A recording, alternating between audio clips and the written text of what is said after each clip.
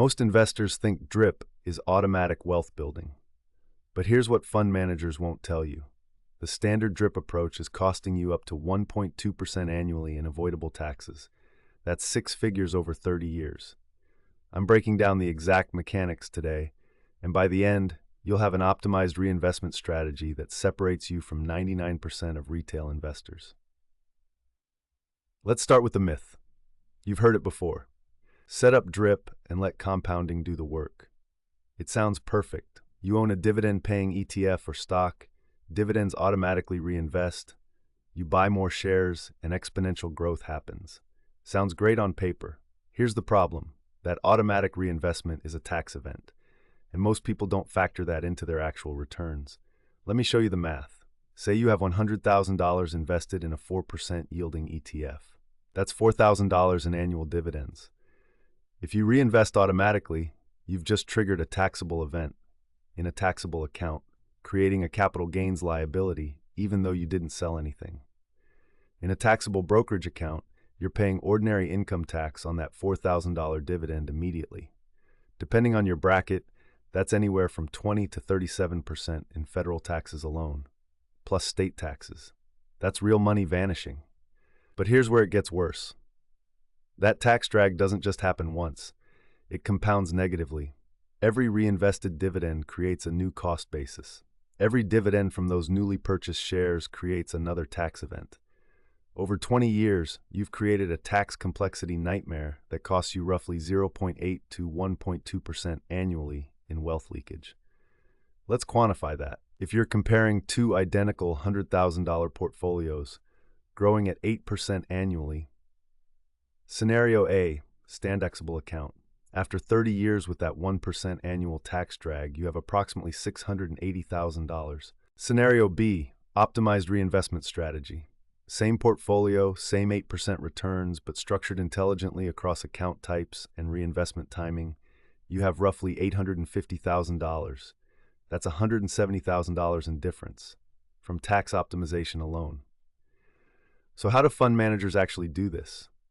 There's a critical timing window most people miss, the 30-day reinvestment sweet spot. Here's the insider knowledge. Dividends don't have to reinvest on the payment date. Most brokers default to immediate reinvestment, but that's not mandatory. Smart investors let dividends sit for a strategic window. Why? Two reasons. First, you get visibility on the market. If you have $4,000 in dividends and the market crashes 10%, you now have buying power at a discount. You're not forced to reinvest at peak prices. You have optionality. Second, and more important, you can strategically deploy capital across different account types. That $4,000 dividend in your taxable account, don't reinvest it there immediately.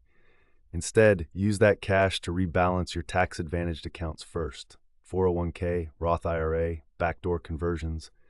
Then deploy what remains in the taxable account. This is called bucket-based reinvestment, and it's how sophisticated investors eliminate sequence of returns risk while minimizing tax drag. Now let's talk account structure, because this is where the real optimization happens. You should be thinking about your portfolio as three separate buckets, not one combined portfolio. Bucket 1, tax-advantaged retirement, 401k, IRA, etc. Here, go aggressive on DRIP, maximum dividend yields, maximum reinvestment frequency. You're paying zero taxes on reinvestment, so let compounding run wild. This is where your high-yield dividend ETFs belong. VYSCHD, put these in retirement accounts and forget about them. Bucket 2, taxable brokerage individual joint accounts. This is where most people mess up. Don't just throw dividend stocks here on autopilot. Instead, use tax loss harvesting compatible securities. Think dividend ETFs with lower turnover. And instead of automatic DRIP, manually reinvest quarterly. You get the opportunity to harvest losses and rebalance simultaneously. Bucket 3, high interest savings bond ladder. Dividends don't all need to reinvest. Keep 6 to 12 months of living expenses in a high-yield savings account, earning 4 to 5%. This eliminates forced selling during market downturns and gives you cash for opportunistic buys when valuations are attractive.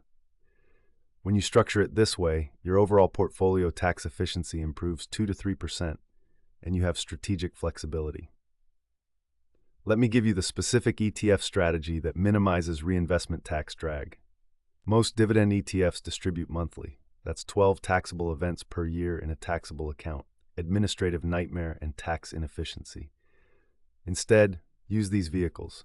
SD Schwab US Dividend Equity ETF, quarterly distributions, lower expense ratio 0.06%. Focuses on sustainable dividend growers, which means you're getting capital appreciation alongside dividend growth. Perfect for taxable accounts. VYM, Vanguard High Dividend Yield, also quarterly. Very tax-efficient structure. The fund itself does some internal optimization that reduces taxable distributions. Monthly, but structured with options overlays that actually create tax-deferred growth within the fund. Counterintuitively, very efficient for taxable accounts. The key: fewer distribution dates equals fewer tax events equals better compounding. And here's the pro move. Hold these in your taxable account.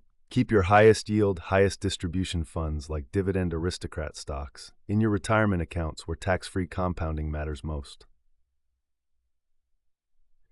Now let's talk the 30-day rule I mentioned, because this is where theory meets practice. Dividends drop on a payment date. You have roughly 30 days before you need to redeploy that capital for optimal compounding. During those 30 days, days 1-10, let cash accumulate, monitor market conditions. Don't panic buy or chase momentum. Days 11 to 25, make strategic decisions. Is the market overvalued, undervalued? Are you rebalancing? Do you have tax loss harvesting opportunities? Days 26 to 30, execute. Reinvest in a tax-optimized way. Maybe you buy undervalued positions. Maybe you buy different securities than what paid the dividend. Maybe you move the capital to a tax-advantaged account.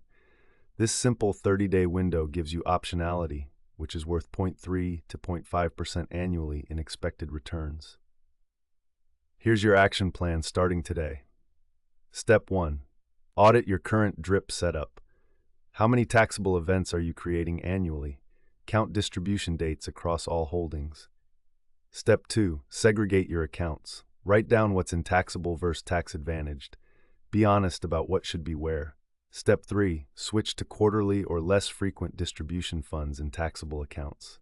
Sell monthly dividend payers in taxable, move them to retirement accounts. Step 4. Turn off automatic DRIP in your taxable account. Let dividends sit for 30 days. Make intentional reinvestment decisions. Step 5. Implement bucket-based rebalancing. When dividends arrive, decide strategically which account gets funded first. That's it.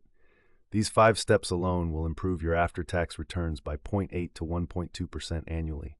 Over 30 years, we're talking $200,000 in additional wealth. This is the difference between following generic dividend advice and actually building wealth with intention. If this breakdown was valuable,